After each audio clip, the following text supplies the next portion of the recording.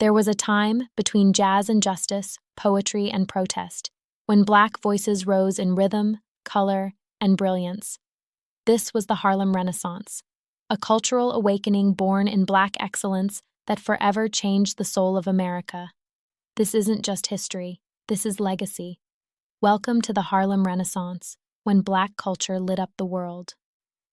The Harlem Renaissance didn't appear out of thin air. It was the product of migration, frustration, and rising pride. In the early 1900s, millions of Black families left the Jim Crow South in the Great Migration. They came north chasing dignity, jobs, and freedom, many landing in Harlem, New York.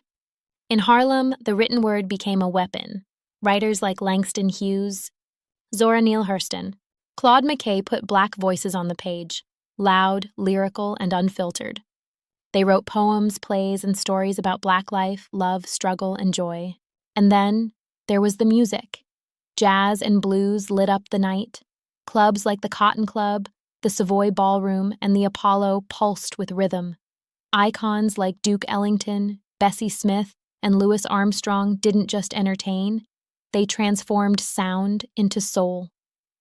Painters like Aaron Douglas and photographers like James Van Der Zee captured beauty, struggle, and brilliance in every frame and brushstroke.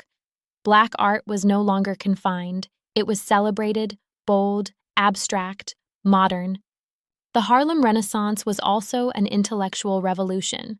Leaders like W.E.B. Du Bois and Alain Locke challenged how America saw Black identity. Locke's The New Negro anthology was a bold declaration. We are not who you say we are who we choose to be. Harlem wasn't just creating, it was dazzling. Flapper dresses, dapper suits, press and curl salons, barbershops. It was a fashion revolution.